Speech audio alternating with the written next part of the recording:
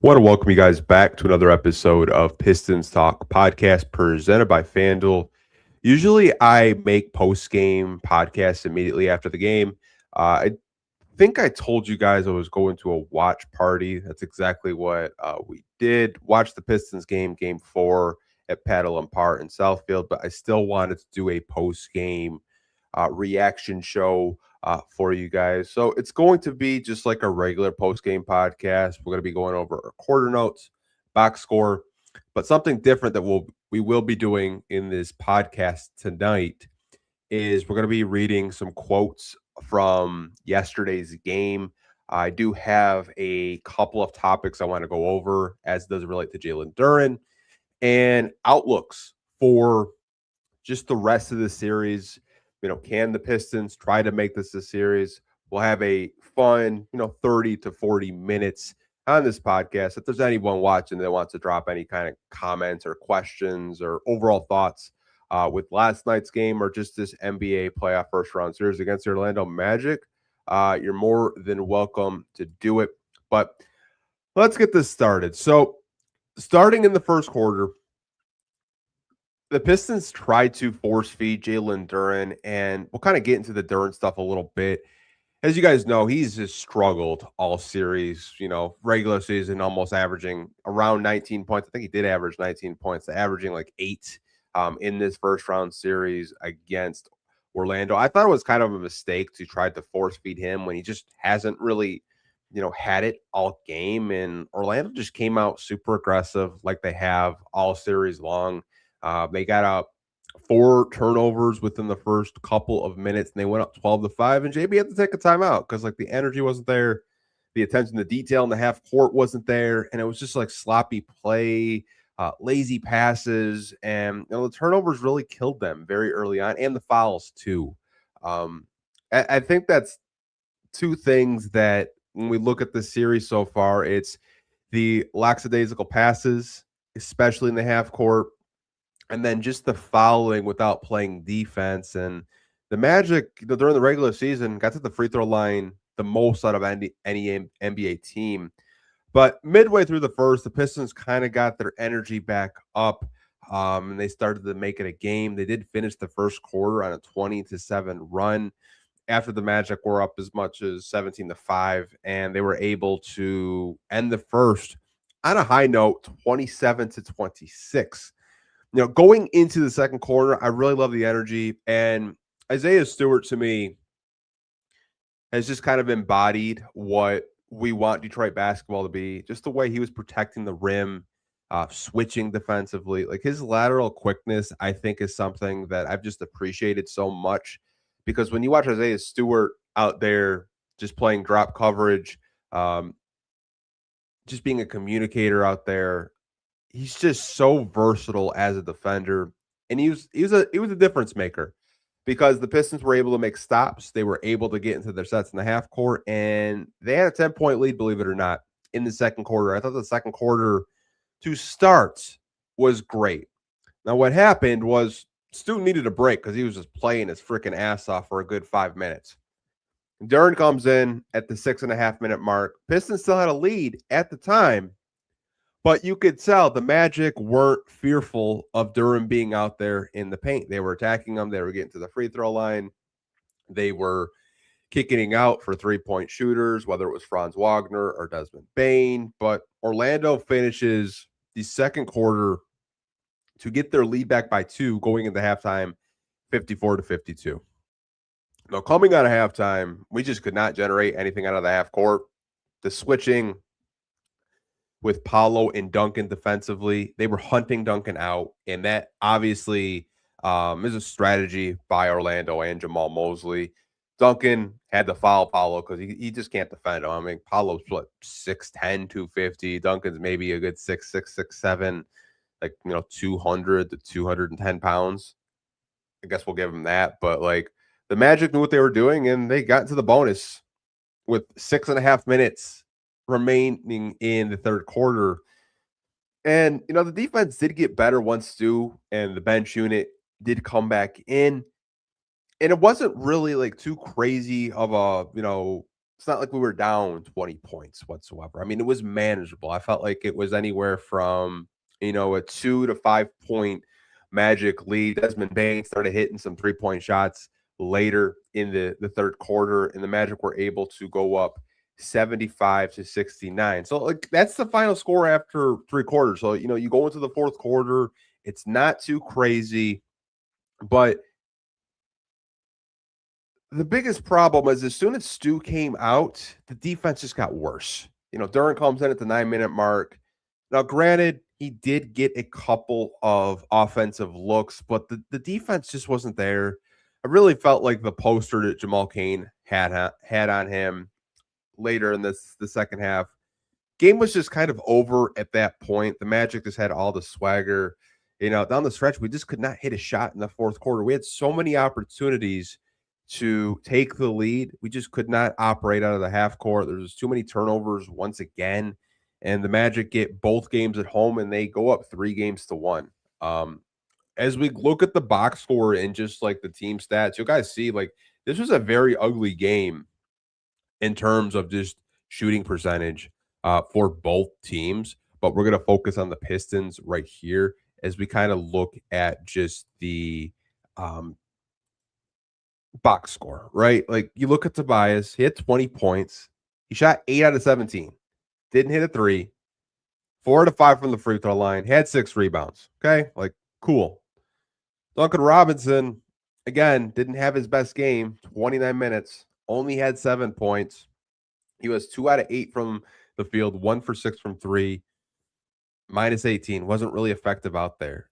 Orlando knows that he wants to shoot threes. They are so aggressive on him as soon as he catches the ball. He gets so much attention that they're not letting him, hit those clean, open 3-point looks. He's been very, not effective in the starting lineup so far in the playoffs.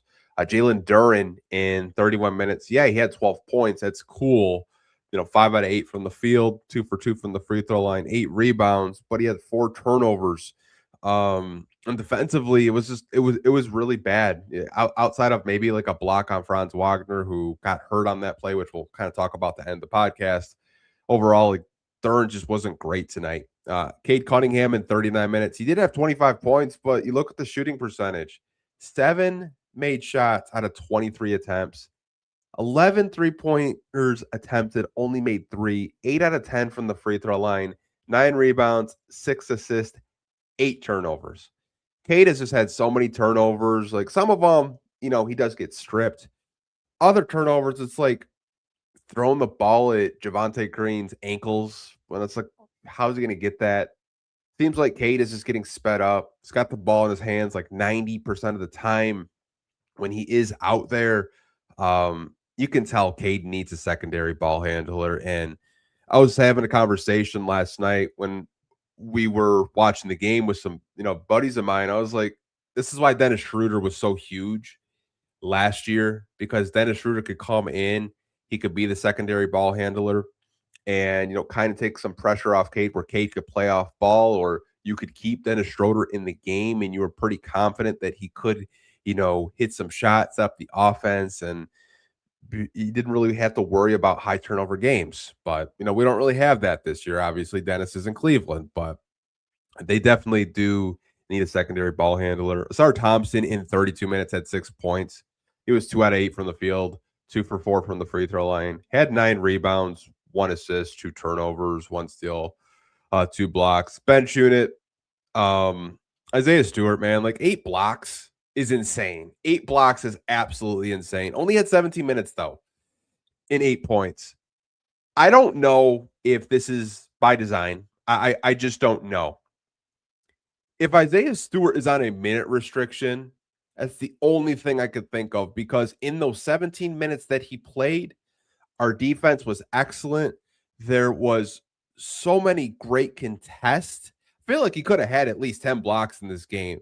Every time he was in drop coverage, the Magic were trying to get into the paint, get some layups, get some easy shots. He was there meeting them at the rim. His defense was excellent. Again, 17 minutes.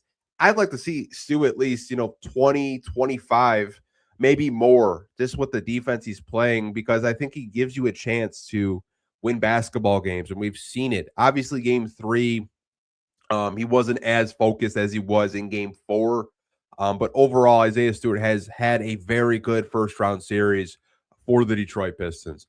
Javonte Green, 17 minutes as well, 5 points. He hasn't really been playing as well. Like outside of game 2, he hasn't really been the same type of impactful player off the bench. Obviously, you're still getting the defense, but you're going to need more than 5 points out of Javonte Green. He's got to be a little bit more impactful. Karis LeVert in 25 minutes only scored 2 points, 5 rebounds, 3 assists, 2 turnovers. Going to need Karis LeVert to, if you're going to, lead the bench in minutes, going to need more than 2 points out of Karis LeVert. Kevin Huerter only played 3 minutes. Now, obviously, before the game, he was questionable with some hip soreness, so I don't know if that's still bothering him or what. Danish Jenkins, even though he only scored 3 points, he seems a lot more poised and under control. He had 4 big assists, and I felt like when he was out there, he was very impactful, finding his teammates. But you look at the DMP coach's decisions. Paul Reed, no minutes whatsoever. Tolu Smith, I don't really expect him to get any clock unless there's injuries in the front court in the center position, to be specific. Ron Holland, he did start the playoffs playing some minutes, but he's been getting DMP coaches' decisions. Marcus Sasser and Chaz Lanier. But the 2 players that I kind of want to focus on is like Ron Holland and Paul Reed. I'm to the point right now where I would give Paul Reed some minutes just to get a different look out of our center rotation, because I really don't like our center rotation right now in this matchup. I just don't think Jalen Duren is a good matchup for Paolo Banchero and Wendell Carter. And obviously there's some mental warfare going on. You can tell his head is just not into the game right now. I'd much rather have Stu and Paul Reed as, our centers. Whoever wants to start, I really don't care. But Jalen Duren just has not brought it in this first round series whatsoever. It's been a really tough watch because I am a big Jalen Duren guy. I like him a lot. Love the season that he had, but you can tell he's just not in it. As we do look at the team stats, you guys, like this was a game where the Pistons should have won it. Both teams shot a miserable percentage. Pistons shot 38%, Magic shot 33%, right? From 3, the Magic shot 26%, the Pistons shot 20%. Obviously, we could not hit a shot to save our freaking life in this game.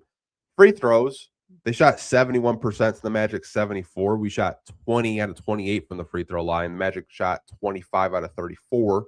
A rebounding battle, the Magic won that 52-49. And again, the offensive rebounds, they grabbed 16 offensive boards and they had 10 more possessions than the Pistons in this one. And you look at the final score, but the Magic only won 94-88. Yeah, like it was a pretty close game, but you're giving them 10 extra possessions. You got to do a better job of boxing out. Like I have not seen too many possessions where the Pistons are actually boxing out. Just a bunch of guys just standing around, waiting to see what happens. If you box out, I promise you, you probably at least have the series tied, or at the very least, you might have a lead. The rebounding battle of the Magic have completely just bullied you on the glass, offensive and defensive. It's honestly crazy. Pistons did have more assists, 18-15. Magic had more steals, 8-5. Pistons had 18 blocks to the Magic 6. 8 of those came from Stu, which is actually insane. Turnovers again, 20 turnovers to the Magic's 12. Just the turnovers and the rebounding battles and the fouling, like that's what's losing them these games. It's just so many mental lapses in this game where they're just not really focused. I mean, you won the points in the paint battle, 44-43. You fouled 29 times to the Magic's 25. But I mean, this game was theirs for the taking, because Orlando didn't play their best game, in my personal opinion. I thought this was a game that they could have won. It was a battle of runs, but they just really didn't execute whatsoever. I do kind of want to get into a couple of just topics as does relate to this first round series. And this one of the topics I wanted to talk with you guys today is this. Does Jalen Duren need to be benched? Obviously, he's our starting center, as you guys know. He started every regular season and every playoff game so far. But my personal opinion is I'd rather roll with a Paul Reed and Isaiah Stewart right now. It has nothing to do with Duran. His head is just not in the game right now, and you can tell it's all mental. We know physically he has all the gifts to play bully ball, live in the paint, gets at the free throw line, hit his free throws, but it's just not there. I don't know what happened to him. In the regular season, he was, getting to his spots, being effective. Obviously, the Magic's game plan for him does have him frustrated, but it's just the defensive rotations I don't like. It's the, my bads or miscommunications when he's trying to, even rebound the basketball right now. Amon Shumpert said it perfectly. Like his legs are locked. He's just standing there. His legs aren't back and going up for those offensive rebounds. He's not really paying attention to where he needs to be. The minutes that we saw out of Stu, the 17 minutes we saw out of Stu, um, the Pistons had a lead, and then when they didn't have a lead, they were within range to at least take the lead or at least tie the game. So my personal opinion, I would probably just bench Jalen Duren for the remainder of the series. I just don't think he has it right now, and I don't know if that has anything to do with some off the court stuff. As you guys know, Wendell Carter's girlfriend is Angel Reese. That's Jalen Duren's ex. She had posted Jalen Duren getting dunked on. Magic have been talking tons of crap to Jalen Duren all series, and he's not really reacting to it whatsoever. He's not paying it any mind. Obviously, they're in his head. They're definitely in his head. I'd rather just roll with Paul Reed and Isaiah Stewart in this one. Duren just doesn't have it, in my personal opinion, right now.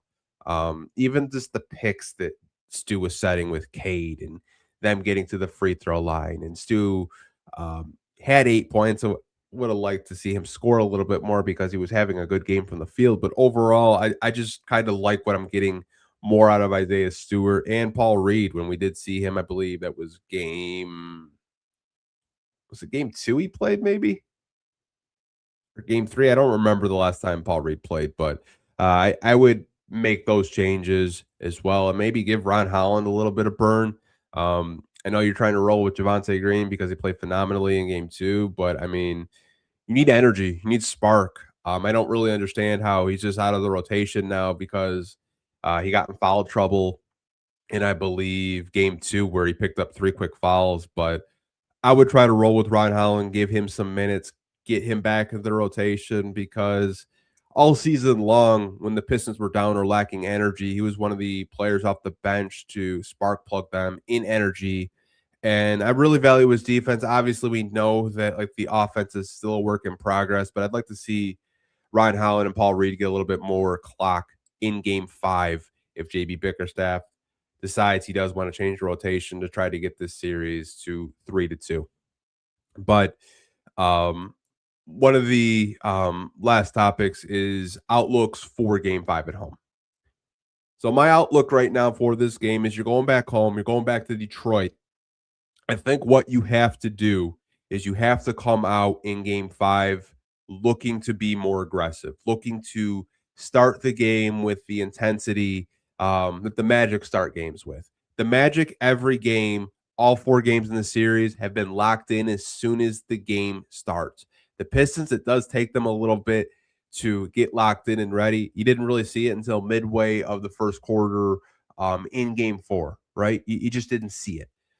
I need them to be just focused as soon as jump ball hits, as soon as the game starts. I don't need you to be locked in the second quarter or have a third quarter where you just shut them down. Probably your best quarter out of the whole series. The Magic have dominated you in almost every facet of each quarter in this first round series so far. You just have to be locked in. Like, this is do or die. It's an elimination game. You have to be locked in. You have to make sure that you don't get eliminated on your home floor. You get eliminated on your home floor, those fans, they're not going to remember the 60 wins this season. They're not going to remember any of the accolades that you guys reached this year. What they're going to remember is we just got sent home by the Orlando Magic on our home court in a 5-game series, and we got bounced in the first round again. All the 60 wins goes out the window completely. It really does. But I do want to read a couple of post-game quotes from the Detroit Pistons players after the game and kind of just react to them with you guys. So one of the first quotes that we do have is from Tobias Harris, and I think he said it perfectly. So Tobias says we got to take care of the basketball. We got to we got to win the rebounding battle, excuse me. And we got to be in the moment of playoff basketball. We're a little too casual. And I 100% agree with Tobias. Like, you cannot have 20 turnovers and expect to win a basketball game. You have to play flawlessly at that point. You have to take better care of the basketball, and you have to credit Orlando for their defense. It just swarms in the half court. You can't make any lazy dump off passes and expect that you're going to have a good possession, because Orlando will be handsy. They'll tip a loose ball. They'll smack at your wrist. They'll smack at your hand and get those turnovers. Like, you have to be very intentional with where you want to put the basketball and what play you're trying to execute out of your half court sets. The rebounding battle, I 100% agree. There's just been too many offensive rebounds for Orlando, and it's simple as just boxing out. If you box out and they try to rebound over you, most times it's going to be over the back or a loose ball foul. Just box out. Make sure you're not giving Orlando more opportunities to get points on the board. And him saying, like, we're playing a little too casual, I 100% agree. I think that they're just playing so,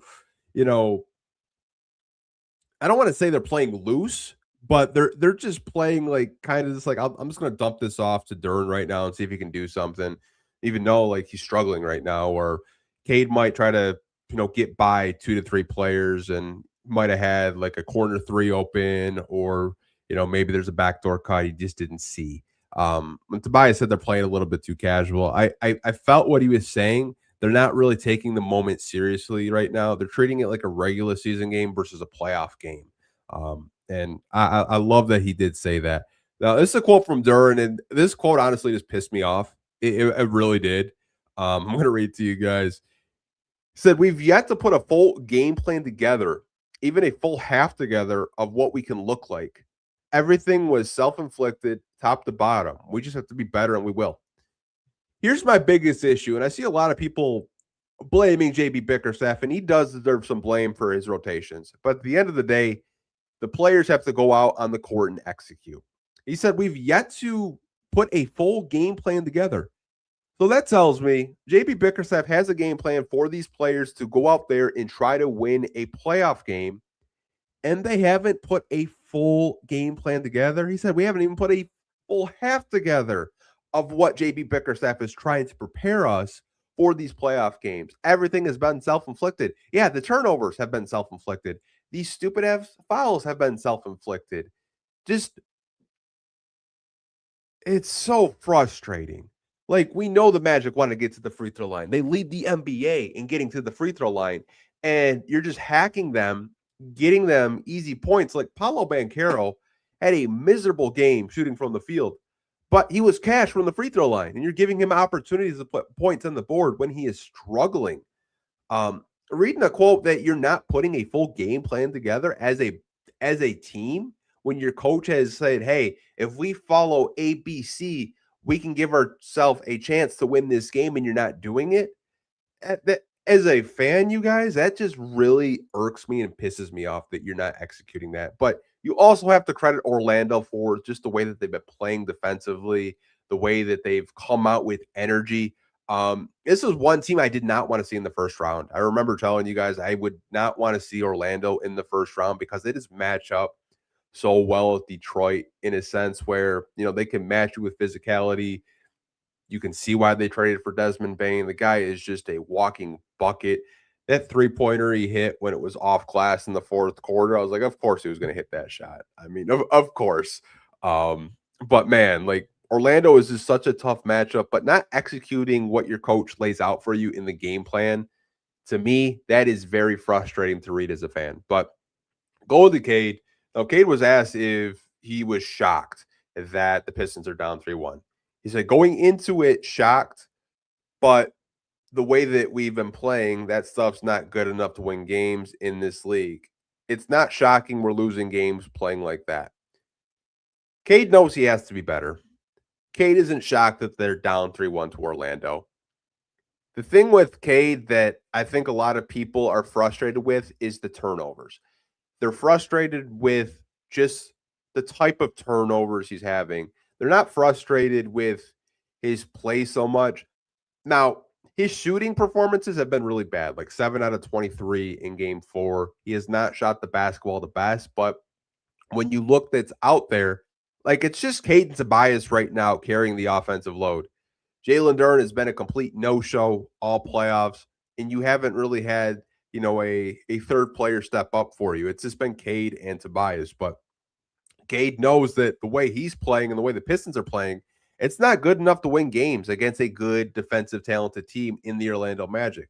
And I don't want people to say, well, they're the 8 seed, Anthony. Yeah, they're the 8 seed because they were injured. They had a lot of injuries this year. If this was a fully healthy basketball team, they're easily a top 4 team in the East. They've just had so many bad luck injuries this year that it's kind of just, held them into like that play-in tournament because they just couldn't get healthy. But Cade did have another quote about his play as well. He said, "It's frustrating.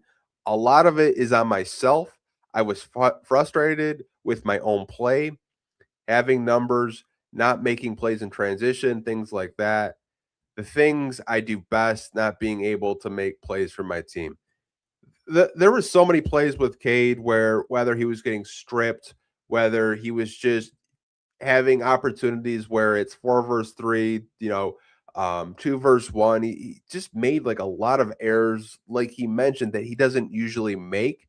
I don't know if it's just the Magic's defense and all the bodies that they've been throwing at him getting to him, but I'm not really used to Cade having 7, 8, 9 turnover games. I know it's the playoffs and everything is intensified and everything is in a half court set and teams are game planning for him. They're blitzing him, showing so many different bodies and double teaming him and collapsing on him in the paint when he does drive. But I think for Cade, he needs to have a game where he's just going out there and taking over the game. I need him to be aggressive. I don't need him to be passive. I need him to start the game like he did in the third quarter of game 2. Look for your shot, get going, and then, as the game goes on, try to find your teammates. I need Cade to be a little bit more aggressive in that aspect, but he's frustrated. I think a lot of people are frustrated as well. Isaiah Stewart, to me, this is why I love Beef Stew. This is why he's one of my favorite players. And this is his mindset going into game 5, you guys. So back against the wall. What are you going to do? We're going to fight. You got to fight until the end. Let's get back at the crib, protect the crib, and take it one game at a time. The series is not over. We're just going to keep fighting. To me, Isaiah Stewart, like just the way he played, having 8 blocks, being impactful, like was straight.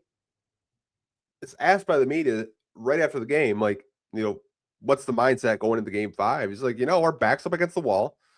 Now, what are we going to do? We have to fight back. We have to go back home, win at the crib, and take it one game at a time. So you could go from being down 3-1 to 3-2 to possibly, forcing a game 7 to try to win this series. But the Pistons have so many things they have to clean up against the Magic. Honestly, a game 5 has me really nervous, especially at home. I don't really know what team to expect going into game 5. Now, there was some injury news this morning that did drop from Shams Charania, as does relate to Franz Wagner. Don't know if you guys saw this, but he did get diagnosed with a right calf strain, and his availability for game 5 is uncertain. Now, I don't know how severe the calf strain is. I know he did come back from a leg injury, if I do remember correctly, but I'm not entirely sure if we're going to see Franz for game 5. Now, he's been huge for the Orlando Magic. Obviously, they still have Paolo Banchero. They still have Desmond Bane. In the event that Franz can't suit up, you'll probably see a lot more of Tristan da Silva and Jamal Cain off of their bench, but more in starting roles. But if Franz is out for game 5, that does kind of suck for the Magic because you don't like to see players get injured whatsoever. I know I don't. I want to beat a team at their best.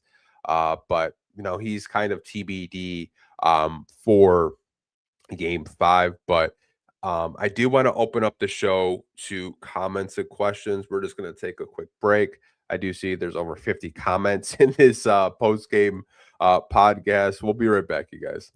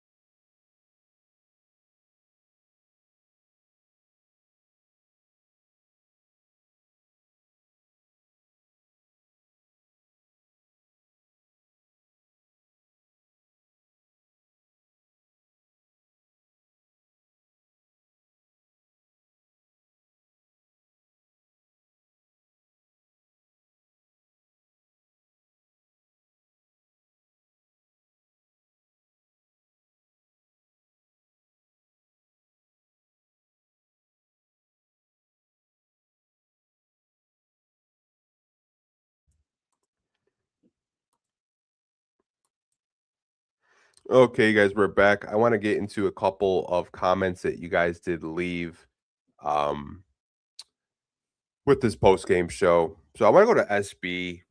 He has a comment about the game yesterday. So his comment is this: feels like getting anyone with high level self creation would have been good enough. Anthony Simons, Zach Levine is my personal pick, even though his contract is huge. Could get him for nothing but high volume threes. I kind of want to just like piggyback off of your comment, SB. I'll kind of just like put the Anthony Simons and Zach Levine names on the side. Getting anyone with just like self creation and ball handling, like I feel like the Chicago guards that got dealt, like Kobe White to me, I thought was pretty gettable. Given what like Charlotte gave up to get him, and you saw the play-in tournament that he had, he single-handedly got them back into the game to upset the Miami. Like Kobe White, could you imagine him in a Detroit Pistons uniform right now, off the bench for you? Obviously, you still have Danish Jenkins, but his 3-point shot making ability, his ability to handle the basketball and self create for himself, like Kobe White would have been very intriguing. Ao DeSumo, but Ao to me was my dream. Like I really thought the Pistons could have gotten to a trade to acquire him. Like two of those Chicago Bulls guards, I think the series would be a little bit different. But obviously, we traded for Kevin Herter, get off Jaden Ivey, and eventually we did, get a good draft pick out of it. But I think any type of, mid to high level self creator at the deadline would have been better than what we did. I feel like we were just playing it so safe. Didn't want to trade any assets, didn't want to trade any young guys. Because you're still in this evaluation mode, which you should know what you have by now. You really should. I don't know if it's like you don't know what Jalen Duren was going to do in the playoffs. You wanted to evaluate that. You don't know like what the future hold for this core. But yeah, I would have liked to get a high level self creator, but it sounds like the Pistons might actually do that this summer, and that kind of goes to Devon's comment saying late after the tunnel, Pistons will be forced to make moves for the offseason. I don't know if you guys saw this morning. So Shams Charania on Get Up kind of dropped a little bomb that the Pistons had called about Lauri Markkanen and Trey Murphy, which we kind of already knew about. Like there were conversations about Lauri Markkanen. They asked for a star. We said no.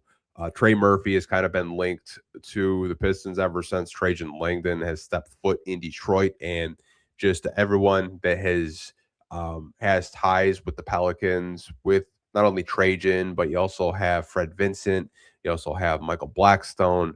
You have a lot of people that were former Pelicans employees that work for the Pistons now, right? So the Trey Murphy, Lauri Markkanen, and Shams also said that the Pistons could be star hunting or getting a player that kind of fits the mold to be a number 2 option next to Cade Cunningham. And we had talked about it.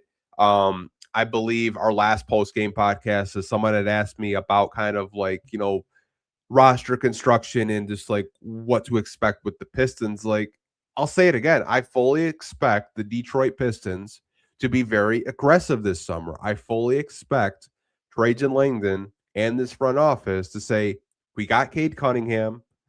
We have a defensive stopper in Asar Thompson. We have one of the best rim protectors in basketball in Isaiah Stewart. Like, we have pieces to build around. Let's go get Cade a secondary scorer. Let's go get Cade another 20-point per game bucket getter next to him so he doesn't have to shoot a miserable 7 out of 23 and have 8-9 turnovers in the playoffs. Like, you have more than enough evidence to go and get whether that's a power forward, whether that's a shooting guard, because we don't really have a shooting guard of the future. Like, I think there's a lot of options for the Pistons because not only do they have a lot of money coming off the books, like Tobias Harris will be a free agent, Javonte Green will be a free agent, Jalen Duren is going to be a restricted free agent. Like, you have money that is coming off the books and you have assets as well. Like, this is going to force the Pistons to make a move. Like, no more of these marginal, just like safe moves of like 1-year deals. Like, you're going to go and get a all-star. You're going to get a star player next to Cade. You have the draft capital. You have the assets to do it. Enough sitting on your hands. Like, we have the proof. We have our franchise player locked up. You have to maximize his potential in his window and try to, keep making the playoffs, get out of the first round. And the eventual goal is to win a championship, right? And I think the way that the Pistons are positioned, like Orlando last summer decided, we need more shooting. So they trade multiple firsts and they get Desmond Bane. And I remember people clowning them for it, but you see the type of player Desmond Bane is. In the past 2 games, he's been phenomenal. Like, he's a really good player. Now, Pistons will probably make a Desmond Bane type of trade. They might trade multiple firsts to go get a guy next to Cade. And I think that's what I expect this summer. I expect them to make that type of move to maximize his window and maximize just the Pistons core that they have together. Like, I think if you look at it, like, they have young, intriguing players. They have draft capital. The window is now to compete. So you don't have to worry about first round draft picks. You don't have to worry about just, signing guys on 1-year deals, make sure we have financial flexibility. Like, you have your guy now. You have to, go build around Cade. I think it's enough time of just like sitting on their hands personally. Ryan has a question as it does relate to Danish, Jenkins, and Cade. Do you think Jenkins starting with Cade is the solution for the turnover woes? I don't. I personally don't. I personally believe that right now the turnovers are mostly because the Magic are a very good half-court defensive team. And a lot of our turnovers are just super lazy bad passes. And the Magic are going to punish you if you're not making the correct reads, if you're not moving the ball, if there's no player movement, if there's no backdoor cuts, no pick and rolls. Like, so many times yesterday, I just see isolations and everyone just standing still and just watching Cade and seeing what he could do. I think if Jenkins was out there, Jenkins is a player that, can score, can create his own shot, but he over dribbles too. And And obviously, this is his first playoffs. So I don't really think if you started Jenkins and instead of Duncan Robinson, that's really going to change, too much personally. I just don't. I think it's just a situation right now where this team has to correct their mistakes of turnovers, fouling, and boxing out. Really does. Ryan has a question as it kind of does relate to guards this summer or a wing power forward. I know we touched on McCollum before, but is there anyone you sort of realistically thought of? I thought of someone last night, and this was a trade. I think Tyler Hero is kind of an under the radar name if you want to trade with the Miami Heat. Tyler Hero is a high volume 3-point shooter, could put the ball on the floor and self create. I don't know where Miami is at in their, I don't even know what you would call it. They're not really in a rebuild. They're kind of just stuck in the middle. They have talent, but I think if you were able to offer something of significance to Miami, they would at least entertain a conversation. I really like Tyler Hero as kind of an under the radar type of guy. Um, I honestly think though you're going to look for players in the backcourt. You could look for players in the front court as well. I think that's why we saw so many rumors with Lauri Markkanen and even Jaren Jackson Jr. before he did get dealt to Utah, is because this organization obviously is looking for more of like a pick and pop type of player, a stretch four type of player with Cade Cunningham right now, as it does relate to just the way that they're going to build this team for the next 3 to 5 seasons. Wouldn't surprise me if it's a shooting guard, but it also wouldn't surprise me if it's more of a power forward. Not really sure what they're going to do, long term with how they want to build this team. Want to get into a couple more comments and questions, and then we're probably going to wrap up this podcast. We will have our regular post game podcast for Game 5 immediately after the game. I just didn't want to disappoint you guys and not do a podcast because I saw a lot of you guys saying like, "Hey, like, are you going to drop an episode?" I'm looking for it on Spotify, or I didn't see it on YouTube. I did want to kind of catch you guys up on just post game podcast, my thoughts and everything else like that. I would trade for Zion Williamson as well. Again, like when you look at the power forward position, and I know Zion's name, I think people roll their eyes at, and I can understand it because of the health concerns. I know MB Well had dropped the comment about like Zion, but health concerns and obviously him just, being out of shape. But, you know, second half of this year, Zion probably played some of his best basketball. And New Orleans is a very similar team to Miami. I don't really know what they're trying to do. Obviously, they might hire Rajon Rondo as their head coach. Joe Dumars and Troy Weaver are in their front office. Joe Dumars has said, like, if I get an offer for Zion, I'm willing to move him if the deal is right. Obviously, every GM is going to say that. It's not like groundbreaking. Zion would be interesting with Cade. Definitely a lob threat there. Zion can pass the ball a little bit. It's just not the knockdown shooter that you probably want. But I mean, when he's healthy, he's one of the better players in our game. But I think if they do try to get somebody from New Orleans, I would have to think it's Trey Murphy. Everything I've heard, like off the record, talking to people in private, like Trajan really likes Trey Murphy. They obviously drafted him in New Orleans. They like the player that he's become. He's a guy that can routinely drop 25 points. He has a really good looking 3-point shot. Defensively, you like what you get out of him as well. Now, he's not like that sexy name that maybe a lot of, casual Pistons fans are too familiar with. But he's a guy that's in his 20s. He's still in his prime, and he can grow with Cade Cunningham, Asar Thompson, and Isaiah Stewart together. Wouldn't surprise me if Trey Murphy is in a Detroit Pistons uniform, but I think the way I look at it, they're just looking for more, perimeter shooters. They're looking for more floor spacing. I mean, you can't be shooting 20% in a playoff game and expect to win. And I think we've talked about it all year, you guys. We've talked about how bad our 3-point shooting has been. I remember making a podcast before trade deadline of one trade target from every team. And like a lot of the players that I had mentioned, like I thought could have, at least helped the Pistons in a sense. I mean, we've talked about Michael Porter Jr. We've talked about Laurie Markkinen. We've talked about all these, floor spacers. But again, it's going to be very interesting to see what does happen. Very underrated choice, Kevin Porter Jr. I mean, his dad did play for the Pistons back in the day, Longitude, in the 70s. I don't know if the Pistons would be open to a Kevin Porter Jr. I know Mr. Ray dropped Kobe White and Ao DeSumo. We had talked about them a little bit earlier about like if you're going to get someone at the deadline, both of those players, could have been an option.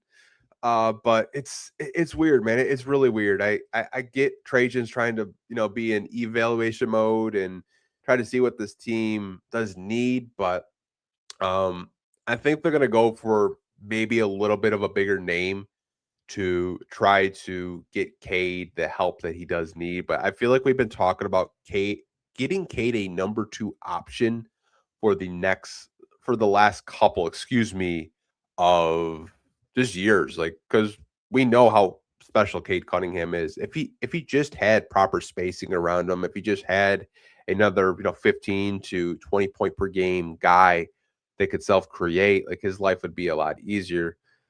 But I want to save a lot of these conversations in the off season. Don't know when the off season is going to happen. Hopefully it's not tomorrow. Hopefully we do bounce back in game 5. We will have a post-game podcast for game 5, so be on the lookout for that. It'll be immediately after the Pistons play the Magic at Little Caesars Arena. But hope you guys are having a great night. We'll talk to you very soon. And as always, go Pistons. Peace.